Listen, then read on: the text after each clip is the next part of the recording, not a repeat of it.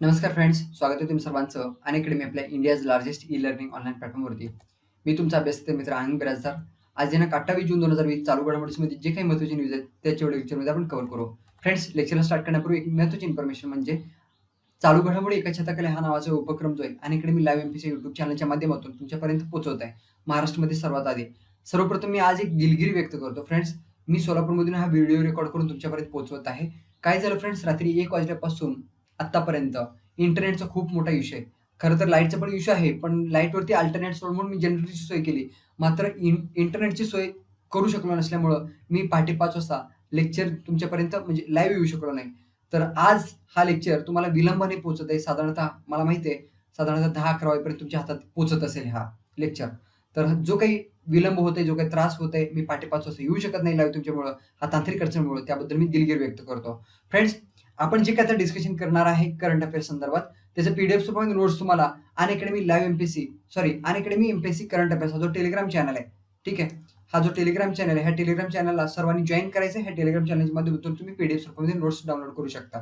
दुसरी गोष्ट म्हणजे आपल्यापैकी जर कोणाला अनअकॅडमी प्लसवरती यायचं असेल तर तुम्हाला त्या संदर्भात काही अडचणी असतील तर तुम्हाला कॉन्टॅक्ट करू शकता. 9325876074 हा माझा कॉन्टॅक्ट नंबर आहे. आम्हाला कॉन्टॅक्ट करून तुम्ही अनअकॅडमी प्लसबद्दल सगळं माहिती विचारू शकता. फ्रेंड्स, पहिला न्यूज आहे, आपत्ती व्यवस्थापन कायदा 2005 नुसार इन्सिडेंट कमांडर म्हणून नेमणूक का?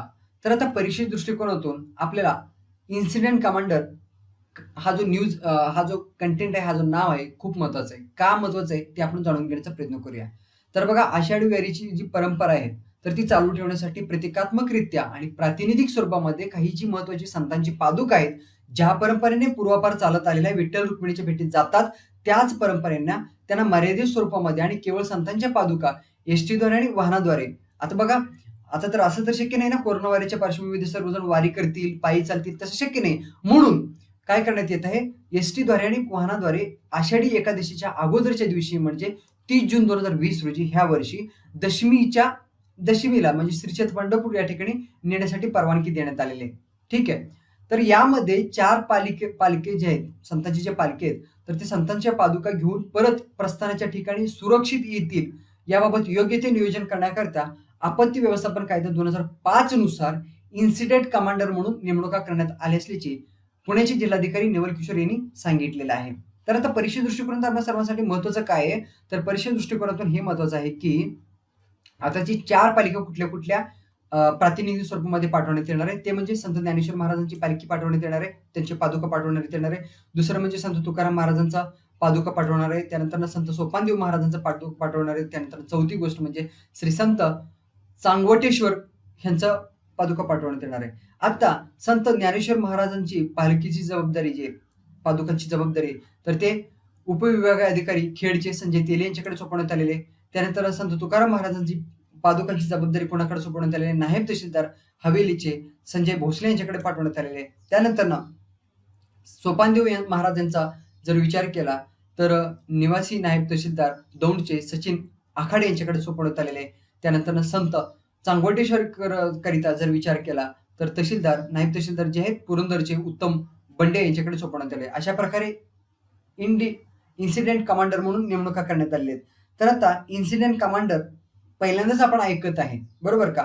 म्हणून जर एमपीएससी मध्ये प्रश्न म्हणजे विचारतील का, शक्यता कमी आहे. मात्र जर विचारले तर बघा, हा जो घटक आहे आपत्ती व्यवस्थापन राज्यसेवेच्या पेपर क्रमांक 3 जो एचआरडीचा भाग आहे, तर सिलेबसचा पॉइंट आहे, तर त्यामध्ये विचारतील.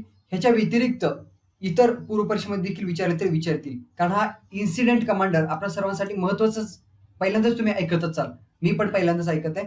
तर हा न्यूज मी कव्हर करत आहे. कुठून कव्हर केलेला आहे, तर आपला पूर्वीचा जो महान्यूज होता महाराष्ट्र शासनाचा, तर तो आता महासंवादमध्ये कन्वर्ट झालेला आहे. तिथून हा न्यूज मी कव्हर केलेला आहे. ठीक आहे. परत असं म्हणू नका की हा न्यूज परीक्षेमध्ये विचारतील का नाही, तर विचारण्याची दाट शक्यता आहे. आपल्याला रिस्क नाही घ्यायचा. तर प्रत्येक news exam point of view जे महत्वाचं आहे तर ते मी कव्हर करण्याचा प्रयत्न करत आहे. त्यानंतर फ्रेंड्स, पुढचा महत्वाचा न्यूज आहे तो म्हणजे पंतप्रधानांच्या आव्हानानंतर संकल्प पर्व साजरे करण्यासाठी संस्कृती मंत्रालय आणि पर्यटन म्हणजे केंद्रीय पर्यटन आणि संस्कृती मंत्रालय जो आहे, तर त्यांच्याकडून 28 जून पासून 12 जुलैपर्यंत, तारीख लक्षात ठेवा, 28 जून पासून 12 जुलैपर्यंत करणार असल्याची माहिती म्हणजे ह्याच्यामध्ये वृक्षारोपण करण्यात येणार आहे. तर आता संबंधित न्यूज काय आपण जाणून घेण्याचा प्रयत्न करूया. ठीक आहे. तर लक्षात घ्या, देशामध्ये स्वच्छ आणि निरोगी पर्यावरण निर्माण करण्यासाठी नागरिकांनी आपल्या कार्यालयाच्या संकुलनामध्ये किंवा ज्या ठिकाणी शक्य असेल त्या ठिकाणी किमान 5 झाडे लावावीत असं आव्हान जो आहे पंतप्रधान नरेंद्र मोदी यांनी आव्हान केलेलं होतं देशवासियांना. तर याच अनुषंगाने 28 जून पासून 12 जुलैपर्यंत या काळामध्ये संकल्प पर्व साजरं करण्यात येणार आहे. तर आता हा संकल्प पर्व आहे. ठीक आहे. स्क्रीनवरती तुम्ही फोटो बघू शकता. या ठिकाणी संकल्प पर्व असं संकल्पना लिहिलेली आहे. या ठिकाणी रोपाची लागवड करण्यात येत आहे. ठीक आहे. म्हणजे रोपाची लागवड म्हणजे लावलं जात आहे. तर बघा हा जो संकल्प पर्व आहे, ह्या संकल्प पर्वाचा कालावधी लक्षात ठेवा. परीक्षेमध्ये जर विचारले तर विचारू शकतात. पी-आय-बी मधील खूप महत्त्वाचा न्यूज आहे हा. तर 28 जून ते 12 जुलै 2020 या काळामध्ये हे संकल्प पर्व कार्यक्रम राबवण्यात येणार आहे. आणि हा कोणाकडून राबवण्यात येणार आहे, हा एक महत्त्वाची इन्फॉर्मेशन लक्षात ठेवा. तो म्हणजे संस्कृती आणि पर्यटन मंत्रालयाकडून हा राबवण्यात येणार आहे. ठीक आहे. या अनुषंगाने संस्कृती आणि पर्यटन मंत्रालयाची सर्व संलग्न कार्यालय, शिक्षण संस्था, संलग्न संस्था आणि संबंधित संस्था यांच्या संकुलनामध्ये किंवा सभोवताच्या परिसरामध्ये ज्या ठिकाणी शक्य असेल त्या ठिकाणी वृक्षारोपण करण्यात यावं असं मंत्रालयाकडून अपेक्षा व्यक्त केलं गेलंय. फ्रेंड्स लक्षात घ्या, पंतप्रधानांनी जी झाडे सुचवली होती, ठीक आहे, देशामध्ये स्वच्छ आणि निरोगी पर्यावरण निर्माण करण्यासाठी नागरिकांनी आपल्या कार्यालयाच्या संकुलनामध्ये किंवा ज्या ठिकाणी शक्य असेल त्या ठिकाणी किमान 5 झाडे लावावं असं जे आव्हान पंतप्रधान नरेंद्र मोदी यांनी केलं होता.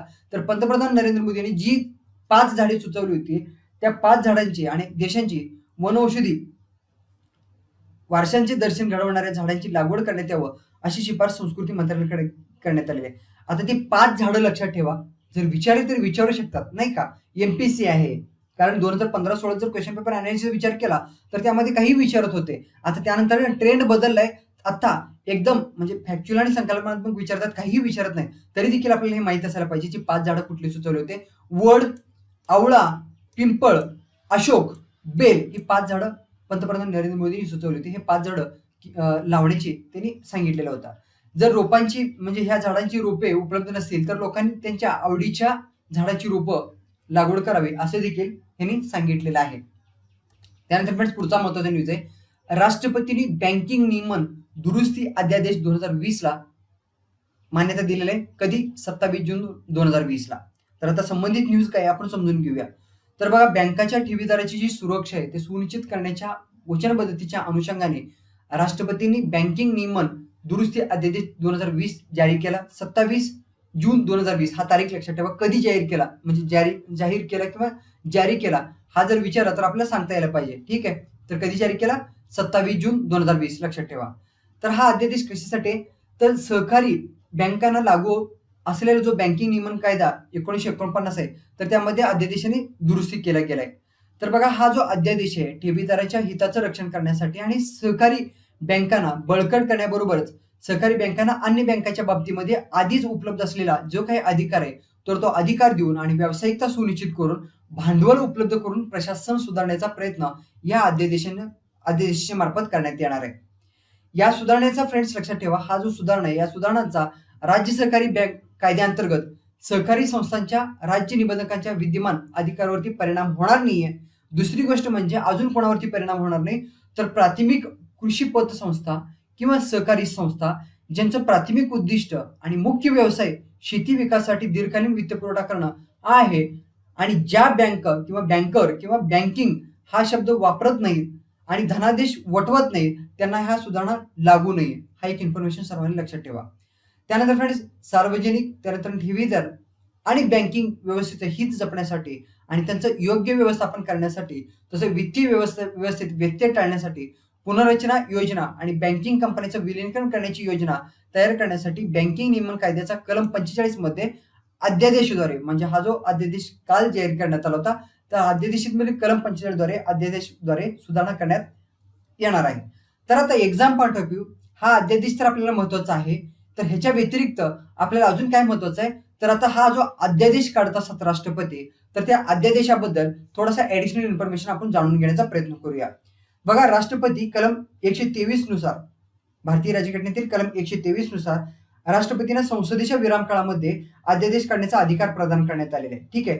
हा जो अधिकार प्रदान करण्यात आलेला आहे फ्रेंड्स तर राष्ट्रपतींना एखाद्या बाबीवरती राष्ट्रपतीने तात्काळ कार्यवाही करणं आवश्यक आहे अशी जर परिस्थिती निर्माण झाली तर अशा वेळेस राष्ट्रपती काय करतील? अध्यादेश काढू शकतील.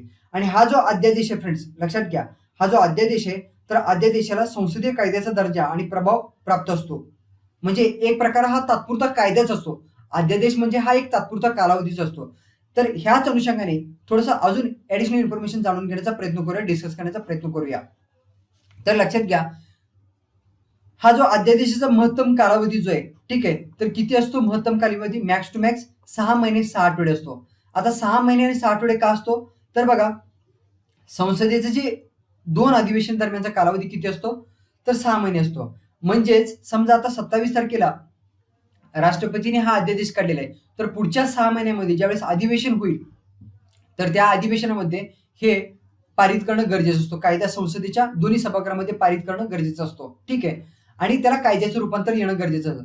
जर असं नाही झाला, तर संसदेत ज्यावेळेस अधिवेशन चालू होतं, तर त्या अधिवेशनामध्ये 6 आठवड्याच्या आतमध्ये ह्याला जर संसदेने मान्यता नाही दिली, ठीक आहे, कायद्यात रूपांतर नाही झाला, तर हा काय होतो? संपुष्टात येतो. ठीक आहे. तर राष्ट्रपती केव्हाही म्हणजे आता पुढच्या 6 महिन्यामध्ये, उदाहरणार्थ समजा आता जो काल अध्यादेश काढण्यात आला, तर राष्ट्रपती पुढच्या 6 महिन्यामध्ये, माफ करा, पुढच्या कधी अध्यादेश मागे घेऊ शकतात. हा एक इन्फॉर्मेशन सर्वांनी लक्षात ठेवा. ह्याच्या व्यतिरिक्त राष्ट्रपतीचा अध्यादेश काढण्याचा जो अधिकार आहे, तर तो स्वेच्छाधीन अधिकार नाही. हा एक इन्फॉर्मेशन लक्षात ठेवा. कारण असा अध्यादेश केवळ पंतप्रधानांच्या नेतृत्वाखाली जी मंत्रिमंडळ आहे, तर त्या मंत्रिमंडळाच्या सल्ल्याने अध्यादेश राष्ट्रपती काढू शकतात. हा एक इन्फॉर्मेशन सर्वांनी लक्षात ठेवा. त्यानंतर इतर कायद्याप्रमाणे अध्यादेश देखील काय पूर्वलक्षी असू शकतो. म्हणजेच त्याचा अंमलबजावणी जो आहे, तर तो मागील तारखेपासून किंवा मागील दिनांकापासून असल्याचा ह्या अध्यादेशामध्ये घोषित केला जाऊ शकतो. हा एक इन्फॉर्मेशन सर्वांनी लक्षात ठेवा. त्यानंतर फ्रेंड्स, पुढचा एक महत्त्वाचा न्यूज आहे, तर तो म्हणजे पीटीआयचे वृत्त राष्ट्रविरोधी असल्याचा प्रसार भारतीचा आरोप. तर आता हा आरोप काय आहे, जाणून घेण्याचा प्रयत्न करूया. आपल्याला आरोप महत्वाचा नाहीये परीक्षा दृष्टिकोनातून, आपल्याला महत्वाचं काय प्रसार भारती आणि हे. तरी देखील आपण थोडासा एकंदरीत न्यूज काय ती आपण समजून घेऊया. त्यानंतर प्रसार भारती असेल, पीटीआय असेल, तर त्याबद्दल आपण ऍडिशनल इन्फॉर्मेशन जाणून घेण्याचा प्रयत्न करूया. तर बघा, चीनचं राजदूत ज्यांचं नाव आहे सन वेडॉंग, ठीक आहे, तर यांनी काय केलं होतं, भारतावरती आरोप करणारी मुलाखत प्रसारित केल्याप्रकरणी प्रसार भारतीने प्रेस ट्रस्ट ऑफ इंडिया या वृत्तसंस्थेची कराराचा जो फेरआढावा घेण्याचा ठरवलेला आहे. तर लक्षात घ्या, प्रसार भारती ही संस्था प्रेस ट्रस्ट ऑफ इंडियाला, ठीक आहे, वृत्तसंस्थेची वर्गणीदार आहे. ठीक आहे, म्हणजेच काय, वर्गणी देते. कोण? प्रसार भारती कोणाला वर्गणी देते? प्रेस ट्रस्ट ऑफ इंडियाला वर्गणी देते. तर लक्षात घ्या, पीटीआयने दिलेली चीनी राजदूतांच्या मुलाखतीचं वृत्त जो आहे राष्ट्रविरोधी आणि देशाच्या एकात्मतेस बाधा आणणारं असल्याचा आरोप प्रसार भारतीने केला. वेडॉंग यांनी काय केला होता, लडाखमधील जो सध्याचा पेच प्रसंग आहे भारत आणि चीनमध्ये, तर पेच प्रसंगात तसंच गलवानमधील हिंसाचारामध्ये जे 20 भारतीय जवान मृत्युमुखी पडलेले, शहीद झालेत, तर त्या मृत्युमुखी पडल्यांच्या घटनेस भारतच जबाबदार असल्याचा आरोप केला होता. ठीक आहे. तर हा जो आरोप आहे पीटीआयने काय केला होता, म्हणजे अशा स्वरूपाचा जो न्यूज आहे त्यांनी जे प्रसारित केला होता. तर बघा, प्रसार भारती ही आकाशवाणी आणि दूरसंचार यांचं नियंत्रण करणारी संस्था आहे. प्रसार भारती काय फ्रेंड्स, लक्षात ठेवा, पुढे देखील आपण डिस्कस करणार आहे. प्रसार भारती जो आहे, तर तो आकाशवाणी आणि दूरदर्शन यांचं नियंत्रण करणारी संस्था आहे. त्यानंतर सार्वजनिक प्रसारक म्हणून वृत्तसंस्थेची कृती या देशासाठी सकारात्मक मूल्यांच्या विरोधात आहे. प्रसार भारती कायदा 1989च्या कलम 12 मध्ये ज्या मूल्यांचा उल्लेख केला आहे त्यांची वृत्तसंस्थेने पायमल्ली केली असं यांनी सांगण्यात आले आहे प्रसार भारतीकडून. ठीक आहे. त्यामुळं यापुढे आम्हाला पीटीआयची जी सेवा आहे ते सुरू ठेवण्यात स्वारस्य वाटत नाही असं प्रसार भारतीने सांगितलेलं आहे. तर बघा, प्रसार भारती कायद्यातला कलम 12 मधील उपकलम 2 मधील अ मध्ये सार्वजनिक सेवा प्रकाराने त्यांची कामे करताना देशाची एकता आणि अखंडता याला बाधा येईल असं काही करू नये असं ह्या कलमामध्ये सांगितलेलं आहे. तर ह्या अनुषंगाने आपण जाणून घेण्याचा प्रयत्न करूया प्रसार भारती आणि प्रेस ट्रस्ट ऑफ इंडिया. तर पहिल्यांदा जाणून घेऊया प्रेस ट्रस्ट ऑफ इंडिया ह्याची स्थापना जे तर कधी झालेली आहे फ्रेंड्स, 27 ऑगस्ट 1947 मध्ये स्थापना झालेली आहे. ही एक प्रेस ट्रस्ट ऑफ इंडिया काय आहे, तर ती नॉन प्रॉफिट कॉपरेटिव्ह संस्था आहे, हे लक्षात ठेवा. ठीक आहे. त्यानंतर फ्रेंड्स, प्रसार भारतीबद्दल थोडंसं आपण ऍडिशनल इन्फॉर्मेशन लक्षात घेऊया. तर बघा, ही जी India's largest public broadcast agency आहे. ठीक आहे. आणि ही एक स्टॅच्युटरी ऑटोनॉमस बॉडी आहे, हे देखील लक्षात ठेवा. त्यानंतर ह्याची स्थापना कधी करण्यात आली आहे, तर ह्याची स्थापना जे प्रसार भारती नंतर बऱ्याच कालावधीनंतर म्हणजे 23 नोव्हेंबर 1997 ला ह्याची स्थापना करण्यात आली आहे. ह्या दोन्हीचं हेडक्वार्टर कुठे आहे फ्रेंड्स? ह्या दोन्हीचं हेडक्वार्टर कुठे आहे, तर नवी दिल्ली या ठिकाणी, या दोन्हीचे हेडक्वार्टर कुठे आहे? नवी दिल्ली या ठिकाणी, हे लक्षात ठेवा. ठीक आहे. तर आता प्रसार भारती अंतर्गत बघा ऑल इंडिया रेडिओ आणि दूरदर्शन हे चाइल्ड एजन्सी आहे प्रसार भारतीचे. ठीक आहे. हा एक इन्फॉर्मेशन सर्वांनी लक्षात ठेवा.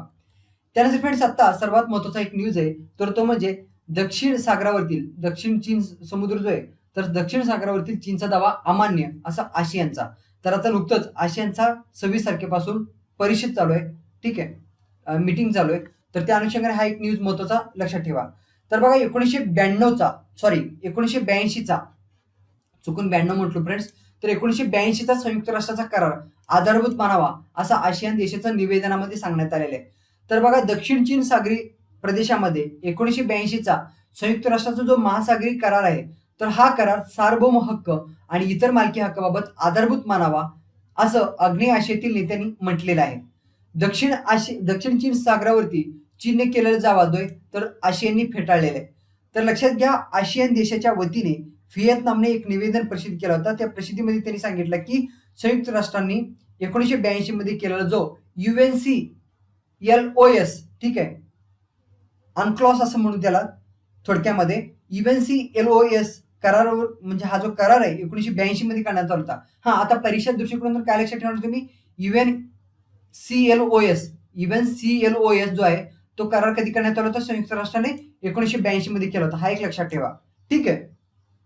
तर UNCLOS करार जो आहे सार्वभौम हक्क, कार्यक्षेत्र आणि कायदेशीर हक्क यात प्रमाणभूत मानावा. त्यानंतर जागतिक महासागरावरती कुणाचा किती हक्क आहे याचं निर्धारण जो आहे तो 1982 मध्ये करण्यात आलेला जो करार आहे UNCLOS, ठीक आहे, तर त्या करारामध्ये करण्यात आला होता. त्यानुसार किनारी देशांना मच्छीमार आणि इंधन स्रोताचा अधिकार जो आहे विशेष आर्थिक क्षेत्रामध्ये देण्यात आला होता. त्यामुळे महासागरातील जे कुठल्याही हालचाली किंवा कुठलाही व्यवहार या कराराने एक कायदेशीर अधिष्ठान दिला होता, तो कराराचा आधारभूत मानला जावा असं हिने पुनरुच्चार केलेला आहे. ठीक आहे, कुणी? आशियाननी. तर आशियाननी काय सांगितलेलं आहे, दक्षिण चीन समुद्र जो आहे साऊथ चायना सी, ह्या ठिकाणी तुम्ही बघा स्क्रीनवरती फोटो, साऊथ चायना हा सी, तर ते शेजारी देश बघा, हा चीन आहे, हा व्हिएतनाम आहे. ठीक आहे. आता व्हिएतनामने निवेदन जारी केलेलं आहे. काय सांगितले त्यांनी, दक्षिण चीन सागरी प्रदेशामध्ये 1982चा संयुक्त राष्ट्राचा जो महासागरी करार आहे तर तो सार्वभौम आणि इतर मालकी हक्काबाबत आधारभूत मानावा असं आग्नेय आशियातील नेत्यांनी विशेषतः व्हिएतनामनी व्यक्त केलेलं आहे. तर आता जाणून घेऊया फ्रेंड्स, सर्वात महत्वाचं म्हणजे UNCOLS काय आहे, त्याचा लॉंग फॉर्म लक्षात ठेवा, united nation convention on the law of sea. ठीक आहे. हा करार कधी करण्यात आला होता, तर हा जो करार आहे 10 डिसेंबर 1982 मध्ये करण्यात आला होता. ठीक आहे. सध्याच्या कंडिशनमध्ये ह्या करारावरती जगभरामधील 167 देशांनी, म्हणजे जून 2016चा जर विचार केला तर 167 देशांनी ह्या करारावरती स्वाक्षरी केलेली आहे. किती देशांनी? 167 देशांनी ह्या करारावरती स्वाक्षरी केलेली आहे. हा एक इन्फॉर्मेशन सर्वांनी लक्षात ठेवा. त्यानंतर फ्रेंड्स लक्षात ठेवा, हा जो करार आहे तर तो समुद्राच्या कायद्यावरील संयुक्त राष्ट्राचा अधिवेशन असं देखील ह्याला मराठीमध्ये म्हणतात. ठीक आहे. तर हा करार कुठं करण्यात आला होता? मॉन्टिगो जमैका या ठिकाणी हा करार करण्यात आला होता. त्यानंतर फ्रेंड्स हा जो न्यूज आहे आशियानशी निगडीत आहे, तर आपण आता आशियान बद्दल थोडंसं ऍडिशनल इन्फॉर्मेशन जाणून घेण्याचा प्रयत्न करूया. तर बघा, आशियान ही आशियाच्या आग्नेय देशातील एक भूराजकीय संघटना आहे, भूराजकीय आणि आर्थिक संघटना आहे. आशियान जो आहे तर एक आशियाच्या आग्नेय देशामध्ये स्थित असणारा 10 देशाची भूराजकीय आणि आर्थिक संघटना आहे. फ्रेंड्स लक्षात घ्या, आशियानची स्थापना कधी करण्यात आला होता, तर आशियानची स्थापना जो आहे तर तो 8 ऑगस्ट 1967 मध्ये करण्यात आला होता. कधी करण्यात आला होता? 8 ऑगस्ट 1967 मध्ये करण्यात आला होता. ठीक आहे. हा एक इन्फॉर्मेशन लक्षात ठेवा. तर बघा, स्थापन होत असताना एकूण किती सदस्यांनी हे होते सुरुवातीला, तर इंडोनेशिया, फिलिपिन्स, मलेशिया, थायलंड आणि सिंगापूर हे 5 सदस्य होते. पुढे जाऊन 1984 मध्ये ब्रुनई देश सहभागी झाला. त्यानंतर 1985 मध्ये व्हिएतनाम सहभागी झाला. त्यानंतर 1997 मध्ये लाओस आणि म्यानमार आणि 1999 मध्ये कंबोडिया हा देश आशियानमध्ये सहभागी झाला होता. ठीक आहे, हे लक्षात ठेवा. त्यानंतर पापुआ न्यू गिनिया आणि तिमोर लेस्ट जे हे 2 देश जे निरीक्षक देश म्हणून ह्या अंतर्गत कार्यरत आहेत, हे एक लक्षात ठेवा. तर आता सर्वात महत्त्वाची एक इन्फॉर्मेशन परीक्षाभिमुख म्हणजे आशियाची जी परिषद आहे तर 2019 ची परिषद कुठे झाली होती, समिट जे, तर ते थायलंडमध्ये बँकॉक या ठिकाणी झाला होता. त्यानंतर 2020चा जो आता सध्याला चालू आहे 2026 जून पासून, तर तो कुठं आहे? व्हिएतनाममधील फेने या ठिकाणी. ठीक आहे. होनो या ठिकाणी व्हिएतनाममध्ये या ठिकाणी चालू आहे. आणि 2021चा कुठं होणार आहे? तर ब्रुनई या देशामध्ये होणार आहे आशियानची परिषद. हा एक ॲडिशनल इन्फॉर्मेशन सर्वांनी लक्षात ठेवा. तर फ्रेंड्स एक सर्वात महत्त्वाचं इन्फॉर्मेशन सर्वांनी लक्षात ठेवा ते म्हणजे आशियानचं क्षेत्रफळ जो आहे तर तो पृथ्वीच्या 3% एवढं क्षेत्रफळ आशियाननी व्यापलेलं आहे. ठीक आहे. आणि जगभरामध्ये जर विचार केला तर या भागामध्ये जगातील 8.8% लोकसंख्या वास्तव्य करते आशियानमध्ये.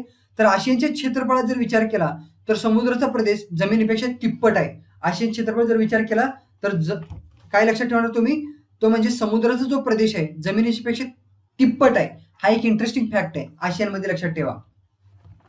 आय होप तुम्हाला संबंधित न्यूज लक्षात आला असेल. त्यानंतर फ्रेंड्स पुढचा एक महत्त्वाचा न्यूज आहे.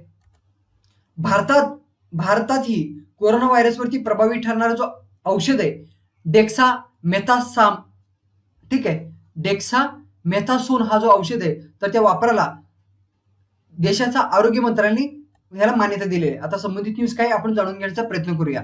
तर बघा, कोरोना व्हायरसमुळे चिंताजनक प्रकृती असलेल्या रुग्णावरती डेक्सामेथासोन हे औषध वापरायला केंद्रीय आरोग्य मंत्रालयाने परवानगी दिलेली आहे. तर मेथाइल प्रेडिसोलोनला पर्याय म्हणून डेक्सामेथासोनला औषध वापरायला परवानगी देण्यात आलेली आहे. तर बघा, कोरोनाची मध्यम आणि गंभीर लक्षणं असलेली तसंच ऑक्सिजनची आवश्यकता असलेले जे रुग्ण आहे तर त्या रुग्णावरती डेक्सामेथासोन औषधाने उपचार करायला परवानगी देण्यात आलेली आहे. सर्वप्रथम लक्षात ठेवा, सर्वप्रथम UK मधील संशोधनामध्ये डेक्सामेथासोन औषध जे आहे कोरोनावरती प्रभावी ठरत असल्याचा समोर आलेलं आहे. डेक्सामेथासोन हे औषध प्रामुख्याने कशावरती वापरलं जात होता? तर संधिवात असेल, ॲलर्जी असेल, दमा असेल किंवा इतर काही प्रकारची कॅन्सर आहे तर त्या कॅन्सरच्या उपचारामध्ये देखील डेक्सामेथासोन औषध वापरलं जात होता. आता हे जे औषध आहे कोरोनावरती देखील वापरण्यात येणार आहे. डेक्सामेथासोन हे जेनेरिक स्टेरॉइड प्रकारातील औषध आहे. हा एक इन्फॉर्मेशन सर्वांनी लक्षात ठेवा. डेक्सामेथासोन जो आहे तर तो जेनेरिक स्टेरॉइड प्रकारातील औषध आहे. कोरोनामुळे गंभीर अवस्था असलेले जे रुग्ण आहे तर त्या रुग्णावरती हे औषध देण्यात यावं असं जागतिक आरोग्य संघटनेने सल्ला दिलेला आहे. ठीक आहे. आय होप संबंधित न्यूज तुमच्या सर्वांच्या लक्षात आला असेल. फ्रेंड्स, आपल्यापैकी जर कोणाला अनअकॅडमी प्लस वरती यायचं असेल तर अनअकॅडमी प्लस वरती आल्यानंतर महत्त्वाचं बेनिफिट काय होणार आहे? तर बघा, तुम्ही घरी राहून अभ्यास करू शकणार आहे. ठीक आहे. दररोजचा जर विचार केला तर फक्त 11 रुपये फी आकारणी तुमच्याकडनं करण्यात येणार आहे. त्यानंतर प्रत्येक 3 लेक्चर नंतर ह्या ठिकाणी तुम्हाला लाईव्ह डाऊट क्लिअरिंग सेशन, एक वेगळा डाऊट क्लिअरिंग सेशन चा आयोजन करण्यात येणार आहे. त्यानंतर स्ट्रक्चर्ड आणि फ्री स्पेशल लेक्चर ह्या ठिकाणी उपलब्ध आहे. जर तुम्हाला ऍडमिशन घेत असताना जर आर्थिक अडचण असेल तर तुम्ही EMIचं ऑप्शन देखील ह्या ठिकाणी तुम्हाला प्रोव्हाइड करण्यात आलेले आहे. ठीक आहे. हा एक महत्त्वाची इन्फॉर्मेशन तुम्हाला सर्वांना म्हणजे अनअकॅडमी प्लस वरती आल्यानंतर बेनिफिट भेटणार आहे तुम्हाला. तर आता फीचा जर विचार केला तर 1 महिन्यासाठी 1260 रुपये फीची आकारणी तुमच्याकडून करण्यात येणार आहे. 3 महिन्यासाठी 1350 रुपये फीची आकारणी तुमच्याकडनं करण्यात येणार आहे. 6 महिन्यासाठी 5040 रुपये फीची आकारणी तुमच्याकडनं करण्यात येणार आहे. आणि 1 वर्ष जर विचार केला तर 6300 रुपये फीची आकारणी तुमच्याकडून करण्यात येणार आहे. आणि 24 महिन्यासाठी जर विचार केला तर 7560 रुपयाची फी आकारणी तुमच्याकडून करण्यात येणार आहे. ठीक आहे. तर फ्रेंड्स, अनअकॅडमी प्लस वरती यायचं असेल तर तुम्ही आनंद बिराजदार हा जो रेफरल कोड आहे ANANDBIRAGAD हा आनंद बिराजदार रेफरल कोड तुम्ही वापरून अनअकॅडमी प्लस वरती येऊ शकता. आणि बघा, हे जे फी आहे तर ते डिस्काउंटेड फी तुम्हाला सांगितलेलं आहे. हा रेफरल कोड वापरून सांगण्यात आलेला आहे. ठीक आहे. तर ह्यावरती तुम्ही ॲडिशनली मला जर कॉन्टॅक्ट केला, ठीक आहे, मला कॉन्टॅक्ट केलं तर माझ्याकडून तुम्हाला ॲडिशनली 10% डिस्काउंट मी नक्कीच देण्याचा प्रयत्न करेन. ठीक आहे. तर तुम्हाला जर अनअकॅडमी प्लस वरती यायचं असेल तर अनअकॅडमीकडून 10% हा रेफरल कोड वापरून नंतर डिस्काउंट दिले गेलेलं आहे. तर ह्याच्या व्यतिरिक्त ॲडिशनली अजून 10% डिस्काउंट हवं असेल तर निश्चितच तुम्ही मला कॉन्टॅक्ट करा. माझ्याकडून तुम्हाला 10% डिस्काउंट मी देईन. ठीक आहे. त्यानंतर फ्रेंड्स, आता प्लस वरती यायचा का? प्लस वरती आल्यानंतर बेनिफिट काय होणार आहे? तर बघा, आता वेगवेगळे बॅच कोर्सेस या ठिकाणी लॉन्च करण्यात आलेले आहे. जसं की लक्ष्य राशी व प्रिलिम्स 2020 बॅच कोर्स 23 जून पासून लॉन्च झालेला आहे. तर हा बॅच कोर्स कुठल्या एक्झामसाठी युजफुल आहे? हा जो बॅच कोर्स आहे तर आता राज्यसेवेच्या पूर्व परीक्षेसाठी युजफुल आहे. कारण ह्या बॅच कोर्समध्ये GHचा ॲज वेल एज CSATचा पेपर कव्हर करणार आहे. GHचे जे 7 घटक आहेत, 7 टॉपिक आहेत ते कव्हर करणार आहे आणि CSATचं टॉपिक देखील ह्या बॅच कोर्समध्ये कव्हर करण्यात येणार आहे. ठीक आहे. ह्याच्या व्यतिरिक्त महत्त्वाचं इन्फॉर्मेशन सांगायचं म्हणजे ह्याच्या व्यतिरिक्त ह्या ठिकाणी तुम्हाला वेगवेगळे इंडिव्हिज्युअल कोर्सेस चालू आहेत. ठीक आहे. वेगवेगळे इंडिव्हिज्युअल कोर्सेस चालू आहेत. ते इंडिव्हिज्युअल कोर्सेस तुम्ही ऍक्सेस करू शकता. ह्या ठिकाणी परत वेगवेगळे बॅच कोर्सेस चालू आहेत, तर ते बॅच कोर्सेस ते ऍक्सेस करू शकता. तुम्हाला जर 12च्या 12 तास किंवा 24च्या 24 तास अनअकॅडमी प्लॅटफॉर्मवरती अभ्यास करायचा आहे असं जर तुम्हाला वाटत असेल तरी तुम्ही करू शकता. म्हणजे एक महत्त्वाची इन्फॉर्मेशन म्हणजे ह्या महिन्यामध्ये म्हणजे तुम्ही 1 महिन्याचं घ्या, 3 महिन्याचं घ्या, 6 महिन्याचं घ्या, 12 महिन्याचं घ्या किंवा 24 महिन्याचं घ्या. सबस्क्रिप्शन घेतल्यानंतर तुम्हाला अनलिमिटेड ह्या कालावधीमध्ये ह्या कालावधी दरम्यान तुम्ही जो सबस्क्रिप्शन घेता अनलिमिटेड ऍक्सेस भेटणार आहे. आणि ह्याच्या व्यतिरिक्त तुम्हाला एक सर्वात महत्त्वाचं म्हणजे ह्या ठिकाणी तुम्हाला टेस्ट पेपर तर ते फ्री ऑफ कॉस्ट फ्रीमध्ये म्हणजे ह्याच सबस्क्रिप्शनमध्ये टेस्ट पेपर देखील तुम्हाला प्रोव्हाइड करण्यात आलेले आहे. ठीक आहे. आय होप तुम्हाला हा एक महत्त्वाचं इन्फॉर्मेशन सर्वांना आवडलं असेल. लेक्चर जर आवडलं असेल तर लेक्चर लाईक करा आणि तुमचे इतर विद्यार्थी मित्रमैत्रिणी शेअर करा. Thank you so much for today new discussion. भेटूया पुन्हा उद्या पहाटे 5 वाजता. आणि तुम्हाला सर्वांना एक महत्त्वाची इन्फॉर्मेशन सांगायचं आहे. आज संध्याकाळी 9:30 वाजता अनअकॅडमी लर्निंग ॲपच्या माध्यमातून गेल्या आठवड्यापर्यंत घडलेल्या सर्व घडामोडीचं आपण रिव्हिजन करणार आहे. ठीक आहे. तर भेटूया पुन्हा संध्याकाळी 9:30 वाजता. Have a good day everyone.